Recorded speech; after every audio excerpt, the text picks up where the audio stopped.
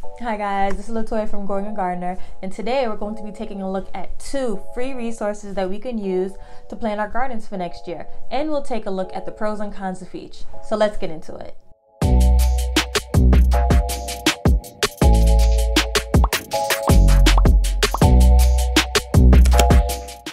So starting off in our browser, we are going to go to the Gardener Supply Company website, which is gardeners.com. Then we will go ahead and navigate to Advice, Kitchen Garden Planner, and scroll down to Design Your Garden. And here we have a free resource that we could use to plan out our gardens. The grid represents your planting space. You could find the width and the length of it with these drop downs, and you could drag and drop these tiles onto the grid to plan out your garden space. So why don't we go ahead and make a quick example.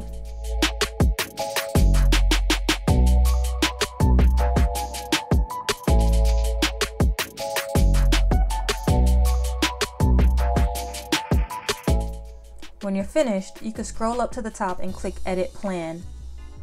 In this mode, it lets you edit the labels of each square. This is really useful to label each variety you wish to plant. And to save, you go back up to the top and click Save Names. Now when you scroll down, on the bottom of the page, they actually provide a planting guide for each item you put in your bed. And this can be used as a reference when seed starting and planting. To save your work, you can click the Save icon, enter what you want to name your bed, and put in your email and zip code, and the plan will be saved to the website. When you're ready to print, you have the option to just print the plan or both the plan and the guide. And when we take a look at our print preview, we see the full bed with our labels in each square and the planting guide. So now we can go over to Design Your Site Plan. Here is where we put the whole plan together. We go over to Place a Saved Garden, put in your information, and all the beds you saved will show up. Select the one you want and it'll be dropped into our grid. If you want, you could use one of the pre-planned garden beds for inspiration. You can also save and print this page. Now moving on to our next free resource, we're going to go to a website called Drawio. Now, don't expect anything fancy here. This is not an official garden planner. It's actually a flowcharting tool, but I really like the basic shapes that it has. I can easily add shapes and move them around on this grid to represent our garden space. So let's go ahead and make another example. We can just drag and drop the shapes onto the grid, or we can copy and paste them to make the task a lot quicker. You could just double click inside the shape and type in whatever plant you want it to represent. You can easily move around groups of items by just selecting the group and dragging it to wherever you want it to go. You could also use some other shapes to represent other things in your garden. Here I used a circle to represent some grow bags, and you could label them the same exact way. Just double click inside the shape and then type whatever you want. Now, if square foot gardening isn't really your style, you could use a different shape. Use a rectangle to represent your rows or blocks of plants. The lines I use to represent the trellises in my garden. You could also label the lines if you double click on it if you want to. I didn't do that here. And if you feel the need to make it colorful, you could click over into the Style tab and change the style of each shape. You have plenty of options where you could save your files to, and when printing it out, you can print it to scale, or you can make everything fit on however many pages you define. Alright, let's review the pros and cons of each. Starting off at Gardener Supply Company. First and foremost, it's pretty. Let's be honest, you get a nice visual representation of what your garden can look like. Secondly, you have that planting guide that comes along with it, and that could be really helpful. Third, you could use their pre-planned beds for inspiration. And lastly, I like the fact that it gives you the suggested number of plants per square foot if you're into square foot gardening.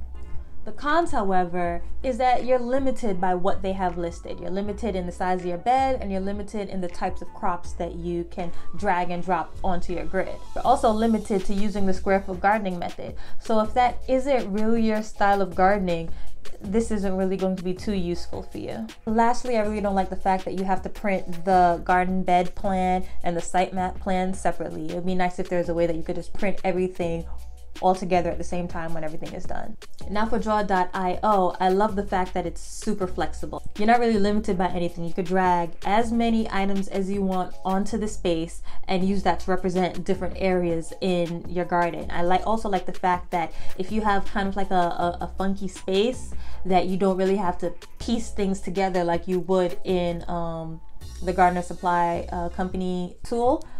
You could just, again, make whatever shape that you want. You're also not limited to the square foot gardening style. If that isn't your thing, and say you have a grow bag garden and you want to represent that with a bunch of circles, you can do that. Say you are monocropping and you have an entire bed planted out with garlic or corn or something like that. You could represent that there too. It's a little bit easier to do that in the Draw.io tool versus the tool from gardeners.com. And lastly, if you're particular like me, you could write in exactly what you want instead of having a picture to represent something that it's not. I think when I was playing around with this tool, I had wanted to add cucamelons to my garden bed, like drag cucamelons onto the grid.